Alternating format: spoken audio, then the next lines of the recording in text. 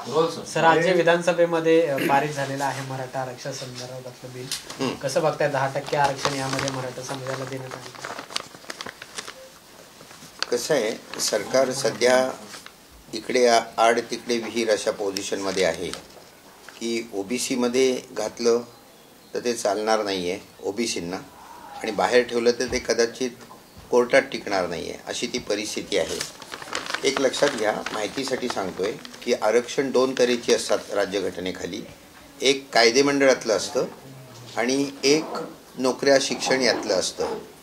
त्यातलं कायदेमंडळातलं जे आहे ते 10 वर्षाकरताच असतं आणि घटना दुरुस्ती करून ते 10-10 वर्ष वाढवावं लागतं. आता 2030 सालापर्यंत केलेलं आहे. शिक्षणाचं आणि एम्प्लॉयमेंटचं 15-16 कलमाखाली जे देतात, तर ते आरक्षण जे आहे त्याबद्दल खुद्द आंबेडकर घटना समितीमध्ये असं म्हणाले होते की इक्वालिटीचा अधिकार 14व्या कलमाखालचा हा इक्वालिटीचा जो अधिकार आहे तो मूलभूत अधिकार आहे आणि आरक्षण हा अपवाद आहे आणि अपवाद हा नियमापेक्षा मोठा असू शकत नाही आणि म्हणून आरक्षण 50% जास्त असू शकत नाही, हे आंबेडकरांनी म्हटलं होतं. आणि तेच इंद्रसानी केसमध्ये 92 साली 9 जजेसनी एकमताने मान्य केलं. त्यामुळे तो आत्ता भारतातला कायदा आहे. तो जर का बदलायचा असेल तर 11 जजेसचं नवीन बेंच तयार करावं लागेल. गेले 30 वर्ष इंद्रसानी केस मान्य. आत्तासुद्धा महाराष्ट्राचा जो निकाल लागला 5 जजेसच्या, त्यांनीसुद्धा 50% आरक्षण 50% जास्त देता येणार नाही हे मान्य केलेलं होतं. आणि त्यात त्यांनी काय सांगितलं की ट्रिपल टेस्ट असायला पाहिजे, म्हणजे मागास आयोग असायला पाहिजे, त्यांनी मागास ठरवलं पाहिजे त्या गटाला, 2 एम्पिरिकल डेटा असायला पाहिजे आणि 3 50% वर जाता कामा नये. तेव्हा ह्या 3 गोष्टी मान्य करायला लागतात. आता ही बॅकग्राऊंड दिली मी. आता हे आज जे मी वाचलं सगळं, त्यात त्यांनी नाव ठेवलं महाराष्ट्र राज्य सामाजिक आणि शैक्षणिक मागास वर्गाकरता आरक्षण अधिनियम 2024. आता सोशली आणि एज्युकेशनली ते बॅकवर्ड आहेत असं त्यांनी मत मांडलं आहे. त्यासाठी 10% आरक्षण त्यांना द्यावं आणि या आरक्षणाचा परिणाम इतर आरक्षणावर होणार नाही, म्हणजे ते 50% वरचं 10% त्यांनी दिलेलं आहे. आणि त्यांनी असं पण म्हटलं आहे, जे आत्तापर्यंत मी म्हणत आलेलोच आहे, की उन्नत आणि प्रगत गटातला यातनं बाहेर काढावं, म्हणजे क्रिमी लेअर म्हणतो आम्ही त्याला मराठीमध्ये इंग्लिशमध्ये, त्या क्रिमी लेअर बाहेर काढायला पाहिजे. आणि उरलेले जे एक लक्षात घ्या की मराठा जे सामान्य नागरिक आहेत त्यांना आरक्षणाची गरज आहे, पण जे शिक्षण सम्राट आहेत, जे साखर सम्राट आहेत, जे मुख्यमंत्री आहेत, उपमुख्यमंत्री आहेत, त्यांना निश्चितच गरज नाही आहे. आणि त्यामुळे क्रिमी लेअर सगळी बाहेर काढायला पाहिजे. आता हे अनेकदा प्रयोग झालेले आहेत, म्हणजे पृथ्वीराज चव्हाणांनी केला आहे, आपल्या फडणवीसांनी केला आहे, आणि आत्ता हा शिंद्यांच्या ह्याच्यामध्ये न्यायमूर्ती शुक्रे यांची समिती जी नेमली होती, त्यांचं मी जे वाचलं ते असं म्हणतात की शिक्षणाची पातळी मराठ्यांची कमी आहे, आर्थिक दृष्ट्या ते मागास आहेत, सरकारी नोकऱ्यांमध्येही त्यांचं कमी प्रमाण आहे, 84% लोक मागास आहेत, 16% फक्त उन्नत आहेत, वगैरे वगैरे. राजकीय आरक्षणाची गरज नाही असंही त्यांनी त्याच्यात म्हटलेलं आहे. आता एक गोष्ट फक्त त्यांनी म्हटली, म्हणजे हे जजेस आहेत आणि त्यांनी असं का विधान करावं मला कळत नाही. त्यांनी सांगितलं की तमिळनाडूमध्ये सुद्धा 69% आहे, त्यामुळे 50% वर नेता येतं. तमिळनाडूमध्ये जे 69% दिलेलं आहे ते पूर्णपणे वेगळ्या कलमांखाली दिलेलं आहे. तो जो कायदा आहे तमिळनाडूचा, तो घटना दुरुस्ती करून 9व्या शेड्यूलमध्ये टाकलेला आहे आणि 9व्या शेड्यूलमध्ये टाकला कायदा की त्याला प्रोटेक्शन निर्माण होतं. आता 9व्या शेड्यूलमध्ये कायदा टाकायचा असेल तर त्याला घटना दुरुस्ती करावी लागते आणि घटना दुरुस्ती ही संसदेमध्ये होते, महाराष्ट्राच्या विधानसभेत होत नाही. तेव्हा यांना तो अधिकारच नाही आहे. असं असताना तामिळनाडूचं उदाहरण देणं हे माझ्या मते चुकीचं आहे. एक लक्षात घ्या की हा अधिकार आहे महाराष्ट्राला, म्हणजे 102 घटना दुरुस्तीने हा अधिकार काढूनच घेतला होता, तो केंद्राकडे गेला होता, पार्लमेंटकडे गेला होता पूर्ण. तो 105व्या घटना दुरुस्तीने पुन्हा राज्यांकडे दिलेला आहे. तेव्हा महाराष्ट्राला अशा तऱ्हेचं आरक्षण देता येतं. पण पुन्हा मी माझ्या पहिल्याच मुद्द्याकडे येतो की ट्रिपल टेस्टची इथे पूर्तता झाली आहे का? एक मागास आयोग आहे, तो नेमला आहे तुम्ही, पण त्यांनी जे सगळे निष्कर्ष काढलेत ते एका महिन्यात त्यांनी सबंध ते एम्पिरिकल डेटा गोळा केला वगैरे, हे सुप्रीम कोर्टात मान्य होईल का? 13 कोटीच्या महाराष्ट्राचं एका महिन्यात असं होऊ शकतं का? यावर सुप्रीम कोर्ट विचार करणार आहे, तर ते अमान्य होऊ शकतं. एम्पिरिकल डेटा जो आहे तो कंटेम्परेनियस आणि कोलेट असलं पाहिजे हे वाक्य आहेत सुप्रीम कोर्टाची. याचा अर्थ ते आत्ताच असलं पाहिजे आणि सर्व महाराष्ट्रात सारखं असलं पाहिजे, त्याची तुलना करता आली पाहिजे. असा आहे का तो एम्पिरिकल डेटा, याची चौकशी होईल. आणि सगळ्यात महत्त्वाचं म्हणजे 50% क्रॉस झालेत, ते सुप्रीम कोर्ट मान्य करेल असं मला वाटत नाही. मागच्या वेळी हायकोर्टाने ते मान्य कसं केलं याचंच मला आश्चर्य वाटतं आहे. कारण सुप्रीम कोर्टाचा निर्णय 141 कलमाखाली सर्व हायकोर्ट्सवर बंधनकारक असतो आणि सुप्रीम कोर्ट ज्यावेळी म्हणतं की 50%वर देता येणार नाही, त्यावेळी बॉम्बे हायकोर्टने ते कसं मान्य केलं हे अजून मला कळलेलं नाही. अर्थात ते सुप्रीम कोर्टाने पुढे उडवलं हा वेगळा भाग आहे. तेव्हा आता मला जे दिसतं आहे त्याप्रमाणे हे आता कोर्टात तर जाणारच लोक, उघड आहे अगदी. आणि सुप्रीम कोर्टाचा काय निर्णय लागतो ते आपण बघूया. मला जे दिसतं आहे त्याप्रमाणे ते फडणवीसांचं जे होतं बिल ते आणि हे बिल याच्यात काही फारसा फरक नाही आहे. त्यामुळे हेही सुप्रीम कोर्टात टिकण्याची शक्यता फार कमी आहे.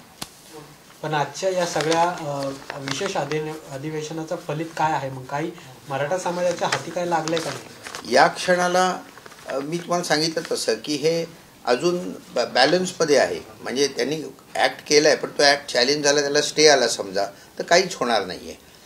आणि जरांगेंनी जे मागणी केली होती ती त्यांनी अशी केली होती की आम्हाला आरक्षण आणि ते OBC मधनं द्या.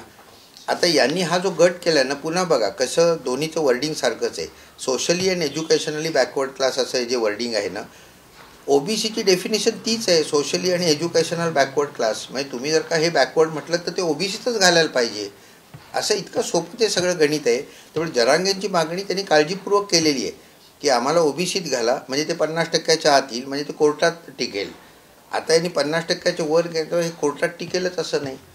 त्यामुळे सध्या मला असं वाटतं की थोडीशी एका अर्थाने जनतेची फसवणूक आहे. जरांगेंची पण फसवणूक, जरांगेंची म्हणतोय ते मी तसं विधान राजकारणात जात नाही मी, म्हणून मी ते विधान करत नाही.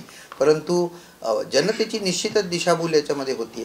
तुम्हाला 100% माहिती आहे की कायद्यात बसणार. कारण शिंदेसाहेब काय म्हणत होते एकसारखं की आम्ही OBCंना हात म्हणजे कुठल्याही इतरांच्या रिझर्वेशनला धक्का न लावता टिकणारं कायद्यात बसणारं असं आरक्षण देऊ. तर हे जे आरक्षण दिलेलं आहे हे कायद्यात बसेल असं निदान मला तरी वाटत नाही आता. सर, घटनादुरुस्तीनंतर हे पहिलंच म्हणजे आरक्षण आहे कुठल्याही म्हणजे देशामध्ये घटनादुरुस्ती झाली आत्ताची, त्याच्यानंतर हे पहिलं आरक्षण दिले, त्यामुळे असं टिकेल असंही म्हणतात.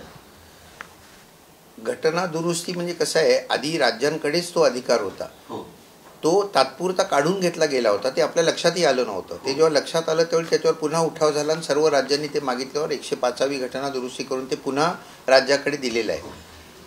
आता राज्याकडे आलं म्हणून हे पास होईल हे याला तसं अर्थ काही नाही, लॉजिकमध्ये याला काही अर्थ नाही आहे. घटनेनुसार 4 आरक्षण देता येतात का?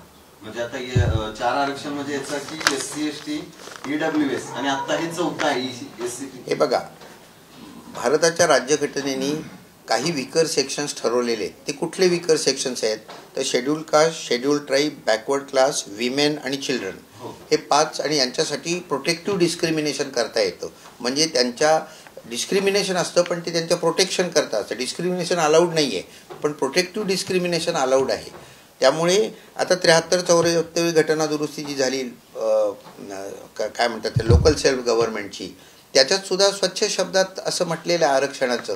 त्याचं कलम आहे 243D आणि T की शेड्यूल कास्टचं आरक्षण आहे, शेड्यूल ट्राईबचं आरक्षण आहे, त्यानंतर 50%पर्यंत बॅकवर्ड क्लासचं OBCचं आरक्षण आहे आणि या सगळ्यामध्ये 1/3 स्त्रियांचं आरक्षण आहे. तेव्हा 4 आरक्षणं तिथेही दिलेली आहेत, ती देता येतात. नाही, किती आरक्षण 50%च्या वर जाता कामा नये हा महत्त्वाचा आहे. त्याचं शेड्यूल कास्ट, शेड्यूल ट्राईबला हात लावता येत नाही आणि बायकांचं जे म्हणजे स्त्रियांचं जे 1/3 आहे त्यालाही हात लावता येत नाही. मग आता झालं काय की ते 22-23% झालं, त्याच्या पुढचे जे 27% आहेत त्याच्यामध्ये बाकी सगळ्यांना बसवावं लागेल. मराठ्यांना दिलं तर त्याच्यात बसवावं लागेल, म्हणून ते OBCंचं कमी होत आहे, म्हणून OBCंचा विरोध आहे त्याला. पण घटनादुरुस्तीनंतर सामाजिक आणि शैक्षणिक जे आरक्षण आहे ते देण्याचा अधिकार राज्य सरकारला आहे. नाही, अमर्याद नाही आहे, तो आहे अमर्याद नाही. 50%च्या आत ठेवायला पाहिजे. नाही, ते मला तुम्ही विचारलं तर मी त्याच्यावर बोलणं टाळीन अशा करता की मी खूप देशांमध्ये पण गेलेलो आहे, खूप देशांच्या घटना पण वाचलेल्या आहेत. एखादं विधेयक पास करताना त्याच्यावर चर्चा करूनच ते पास करायचं असतं. आधीच काहीतरी आतमध्ये खोलीत ठरवायचं आणि तिथे येऊन नाटकं करायची, हे लोकशाहीत बसत नाही. हे एवढं महत्त्वाचं जर का ते विधेयक असेल तर त्याची उघड चर्चा झाली पाहिजे, लोकांपर्यंत कळलं पाहिजे ना कोण कोणाच्या बाजूने बोलता येते. तरी पण सरकारने आज जल्लोष साजरा केलेला आहे.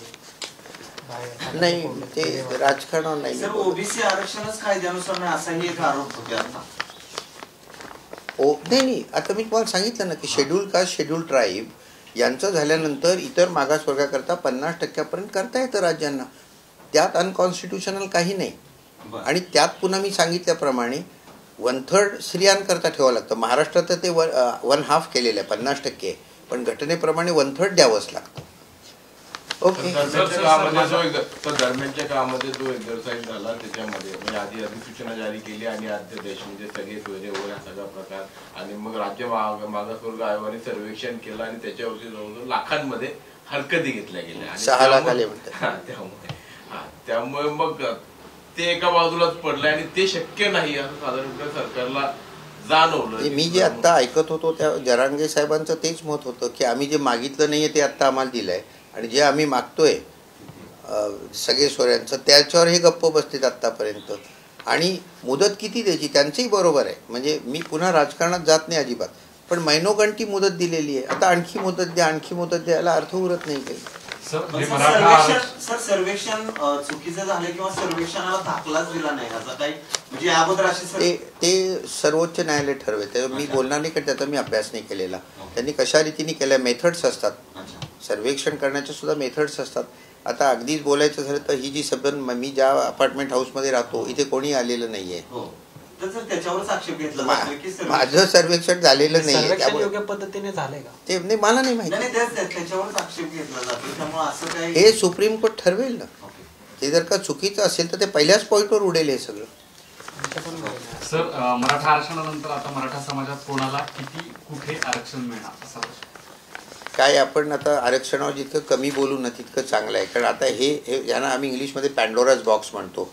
म्हणजे एकात दुसरं, दुसऱ्यातनं तिसरं चालू होतं. आता मराठ्यांना आता 52% आहे. मराठ्यांना 10% दिलं तर 62% झालं. धनगर 5%, मुस्लिम 5%, म्हणजे 72%वर गेलं. इकॉनॉमिक विकर सेक्शन 10% आहेच, म्हणजे 82%वर गेलं. मग 100%च करून टाका ना आता 82वर गेल्यावर. हे सगळं फार विचित्र चाललेलं आहे. वाढलेलं आहे. दुसरं एक की मराठा आरक्षण न्यायालयात टिकेल का ते मी अनेकदा सांगतो की माझ्या मते हे नाही टिकत आहे.